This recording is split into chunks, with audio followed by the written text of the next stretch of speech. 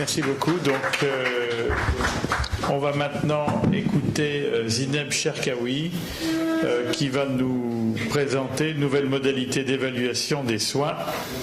Le chirurgien a-t-il encore son mot à dire?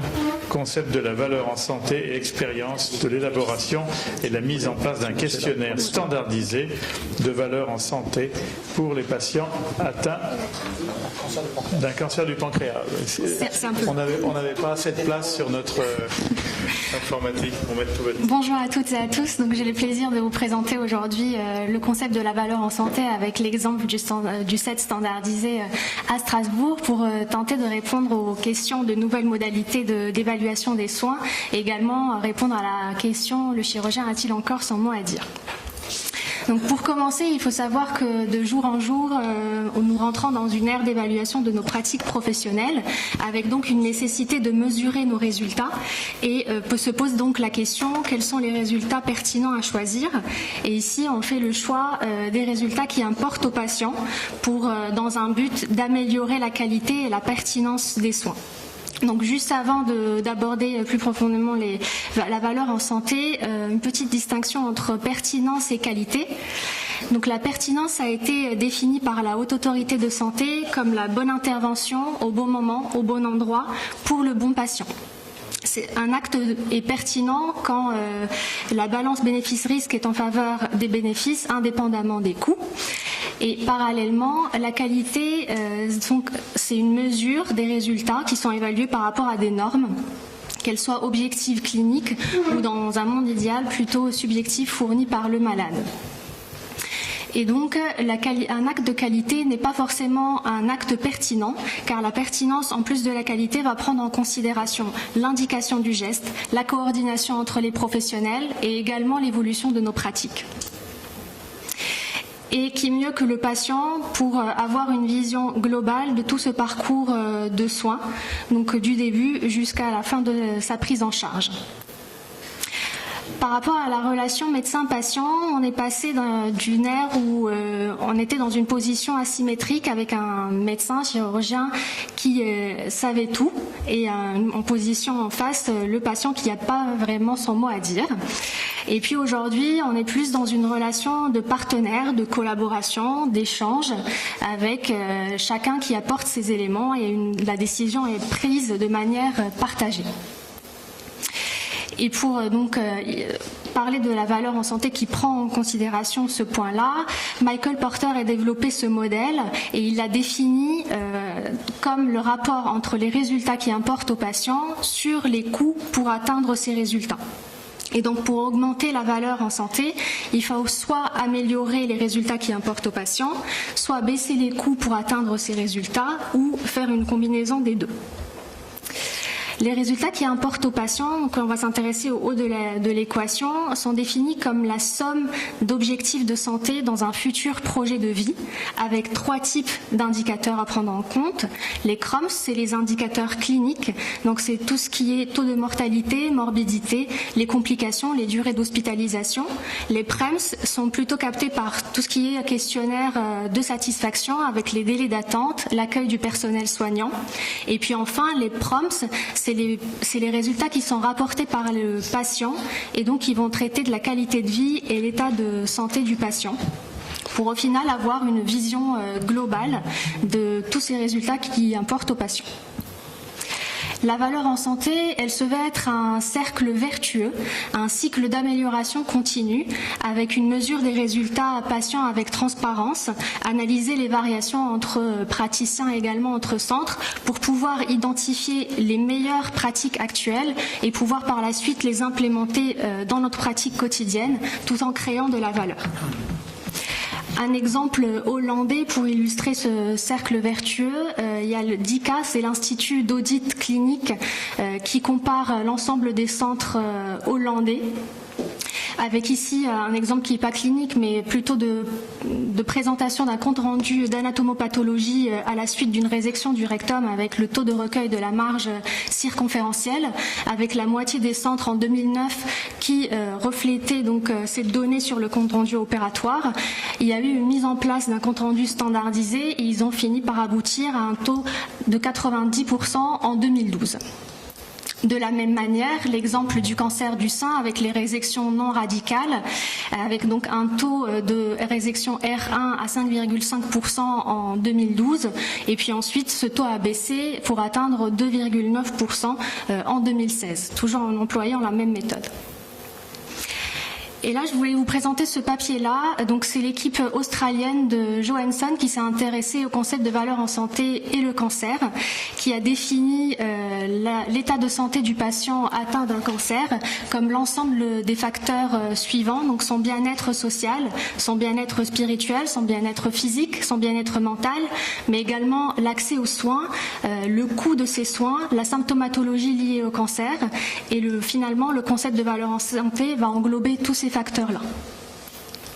Il y a eu plusieurs expériences européennes, notamment au Royaume-Uni avec la NHS, qui a mis en place un questionnaire pré- ou post-opératoire pour ces 4 types d'interventions, prothèse de hanche, prothèse de genou, varices et hernie inguinale. En Allemagne, il y a 2 cliniques, la clinique de Martigny qui a appliqué cette démarche pour l'urologie et la clinique de Schön pour l'orthopédie, neurologie et psychiatrie. Aux Pays-Bas, il y a cette fondation Medbar Better qui s'intéresse à toutes les pathologies cardiaques, et puis l'Institut d'ICA dont je viens de vous parler qui a mis en place 22 sets pour pouvoir comparer les différents centres à l'échelle nationale hollandaise. Et puis après vient le consortium international de mesure des résultats de santé, ICHOM, qui lui se veut définir les différents sets standards pour différentes pathologies, surtout chroniques à fort volume, avec actuellement 28 sets et 8 qui sont en cours. Donc nous, à Strasbourg, on a adopté leur set pour le cancer colorectal, mais pour le foie et le pancréas, il n'en existe pas encore, donc on a pris la décision d'en faire un. Juste pour vous montrer rapidement à quoi ressemble le set colorectal. Donc il prend en compte toute la partie clinique et la partie résultat qui importe au patient, avec une timeline, donc une chronologie d'administration d'un questionnaire de qualité de vie tout au long du suivi. Donc aujourd'hui à Strasbourg, on a 206 patients qui ont participé avec une réponse à 389 questionnaires. Et maintenant, je vais vous présenter plus amplement comment on a procédé pour mettre en place le set standardisé pour le pancréas.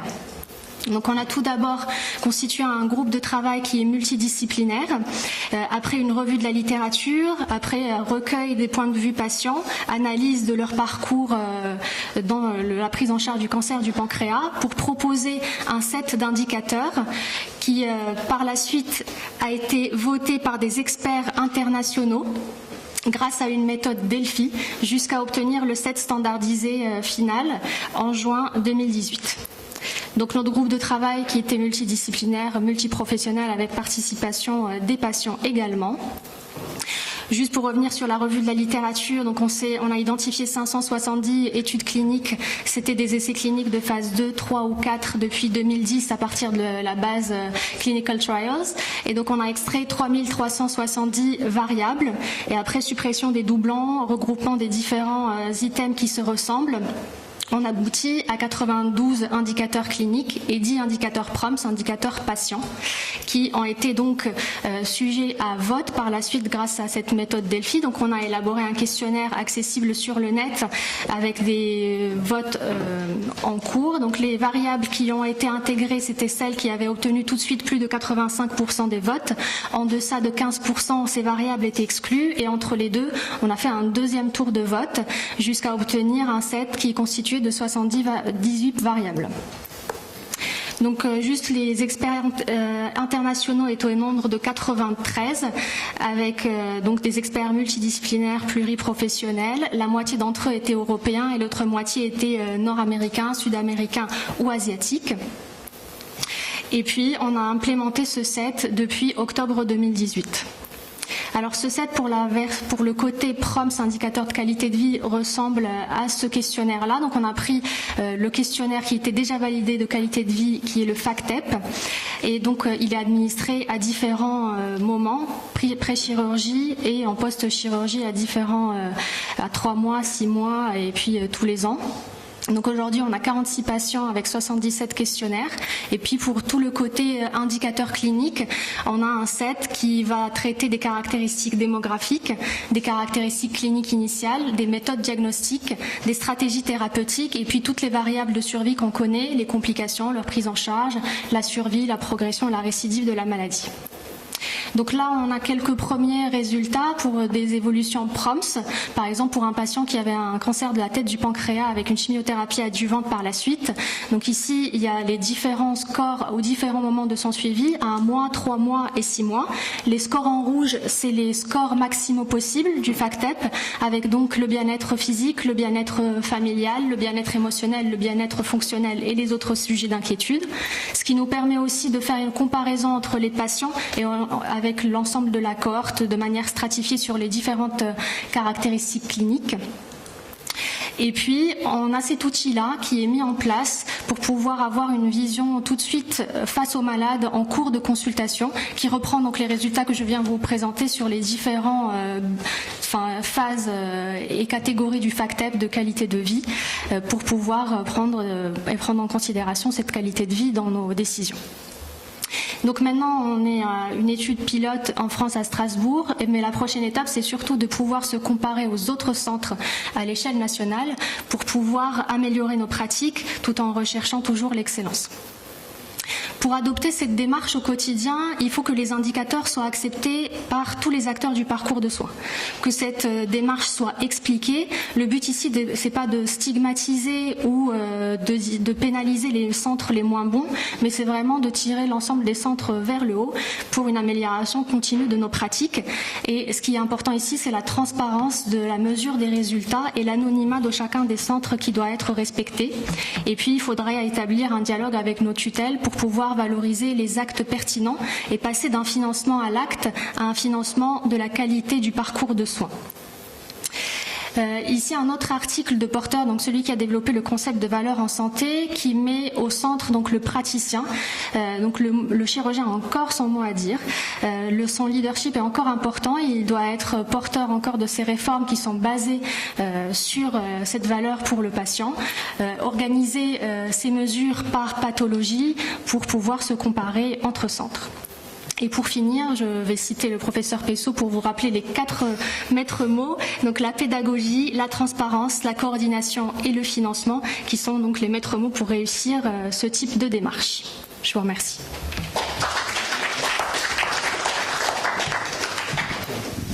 Bien, merci. Est-ce qu'il y a-t-il des questions particulières, Hubert Johannet? Oui, je vous remercie pour votre communication et surtout tout le travail fait en amont, parce que c'est effectivement, on a eu une communication l'autre jour sur le service médical rendu et c'est un peu parallèle à ce que vous faites et c'est plein d'avenir. J'ai une question.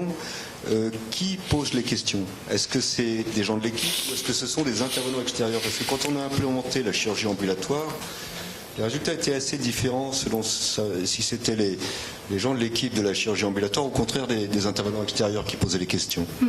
Alors à Strasbourg, pour l'instant, comme c'est une étude dans le cadre de la recherche, on a la chance d'avoir une coordinatrice de parcours qui accompagne les patients et qui leur administre, si besoin, des patients qui sont non autonomes, de lire les questions pour avoir leurs réponses, bien sûr dans un lieu intime pour respecter le secret médical.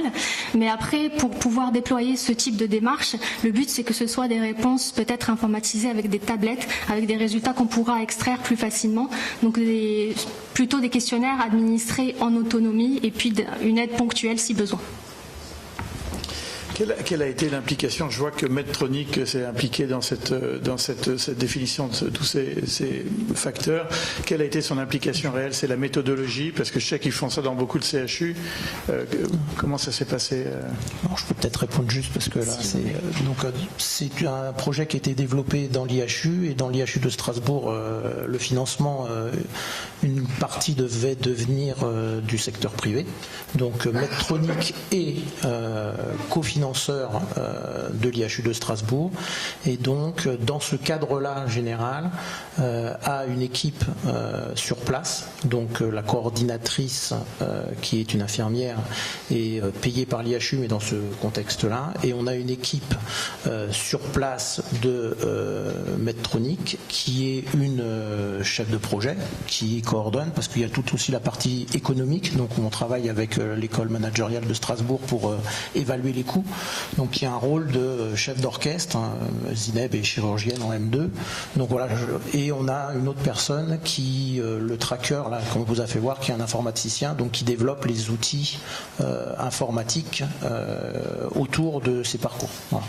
Donc c'est dans ce cadre de ce partenariat-là qui sont présents avec nous. Merci.